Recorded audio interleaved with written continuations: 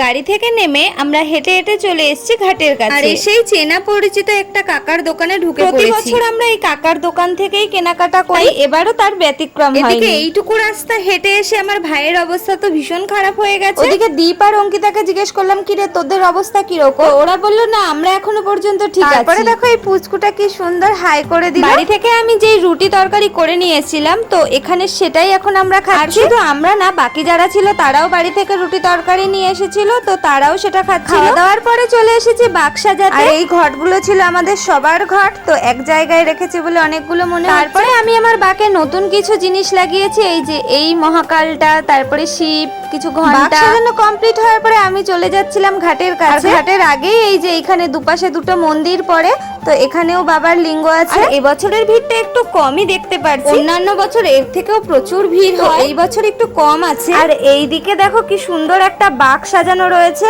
তো সেটাই দেখাচ্ছিলাম আমি। তারপরে আমরা চলে আসলাম একদম গঙ্গার ধারে, আর এইখানের এই জায়গাটাও এখন অনেকটাই ফাঁকা। আসলে আমরা খাওয়া দাওয়ার ওখানে অনেকটাই দেরি করে ফেলেছি, যার জন্য এখানটায় ফাঁকা হয়ে গেছে, মানে সবাই হাঁটা শুরু করে দিয়েছে অলরেডি। যাই হোক, তারপরে আমরা চলে এসেছিলাম আমাদের ঘটগুলোকে ঘট বাঁধা হয়ে গেলে তারপরে আমরা আবার চলে গেলাম গঙ্গার ধারে। এখানে ভাই আর দীপ প্রথমে স্নান করেছে, মানে ওদের বলেছি তোরা আগে স্নান করে আয়, তারপরে আমি আর অঙ্কিতা যাব। আমার ভাই তো এখানে কোমরে গামছা টামছা বেঁধে রেডি। জলে নামার পরে ওর অবস্থা খারাপ হয়ে গেছে, ভীষণ ঠান্ডা লাগছিল, আর সত্যি ওখানে প্রচন্ড হাওয়া দিচ্ছিল। বুঝতেই পারছো, একেতে গঙ্গার ধার, তারপরে তো ঠান্ডা হাওয়া, মানে মারাত্মক একটা ব্যাপার। ওইদিকে দ্বীপের ডুব দেওয়া হয়ে গেল, অথচ আমার ভাই এখনো যেতেই পারলো না।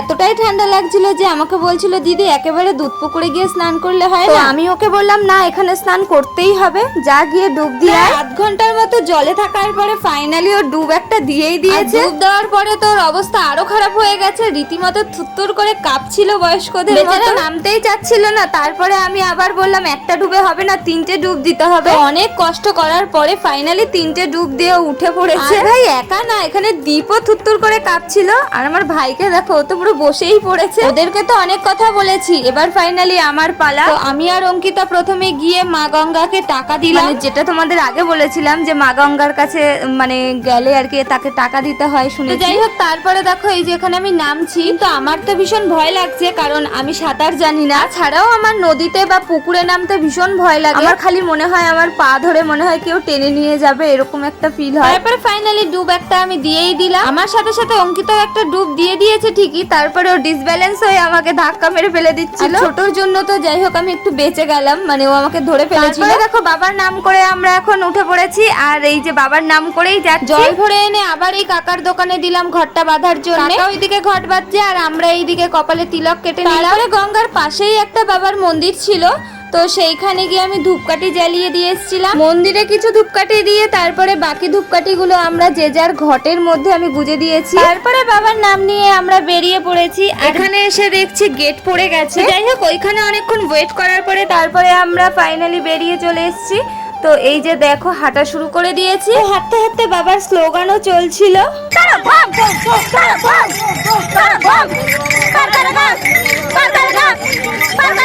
তো হাঁটতে হাঁটতে ফাইনালি আমরা ডাকাত কালীবাড়ি পৌঁছে গেছি। সেখানে বাঘটা রেখে এখন আমরা একটু যাচ্ছি মায়ের দর্শন করতে। চলো সবাই মিলে একবার বলি জয় মা।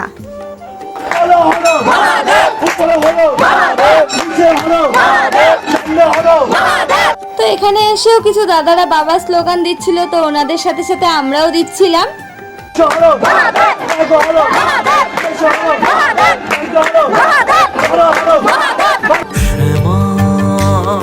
তোর চরণ ধরে থাকতে দিস রে জনম ধরে